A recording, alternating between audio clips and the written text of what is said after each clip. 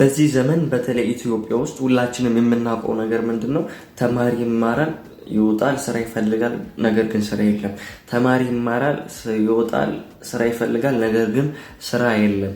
እንደውም በዘመድ ከሚገባው ይልቅ እድሜያውን፣ ጊዜውን፣ ጉልበቱን፣ ኢነርጂውን ወጣትነቱን ሳይቀር ኢንቨስት ያደረገበት ወጣት ነበረ ስራ ማግኘት የነበረበት። ነገር ግን ማጆሪቲው ይማራል፣ ይወጣል፣ ማጆሪቲው ስራ ያገኘን ዲግሪውን ታቀፈ ይቀመጣል ማለት ነው። እኔ የታየኝ አንድ ችግር አለ። የሆነ ሰው ወይም ደግሞ የሆነ ማጆሪቲው ምንድነው የሚያደርገው?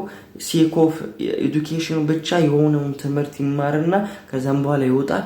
ማርኬቱ ደግሞ ያንን ይሄ ኤዱኬሽን አይፈልገውም። ተረዳችሁኝ? አሁን ለምሳሌ አንድ ምሳሌ ላንሳላችሁ።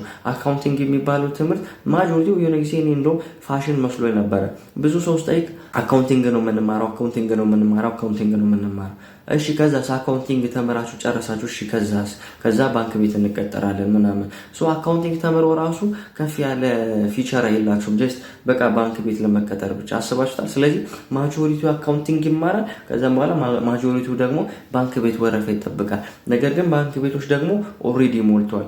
ስለዚህ ማርኬቱ ወይም ደግሞ ዲማንዱን ታርጌት ያደረገ ሳይሆን ቅድም እንዳልኳችሁ ሴክ ኦፍ ኖሌጅ ብቻ ተማሪ ይማራል፣ ማርኬቱ ላይ ግን የተማረው ትምህርት ቫልዩ አይኖረውም።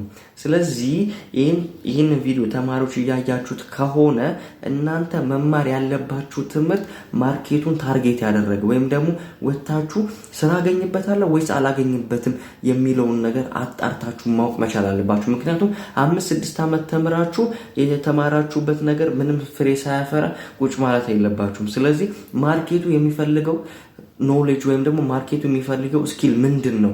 እሱን ገብታችሁ ዩኒቨርሲቲ ትማራላችሁ። ከዛም በኋላ መታችሁ ስራ ትፈልጋላችሁ፣ ስራ ታገኛላችሁ። ነገር ግን ሴክ ኦፍ ኖሌጅ ብቻ ቤታችሁን ቁጭ ብላችሁ ዩቲዩብ ላይ መማር ትችላላችሁ። ነገር ግን ስራ ለመስራት ከሆነ ማርኬቱን ታርጌት ማድረግ አለባችሁ።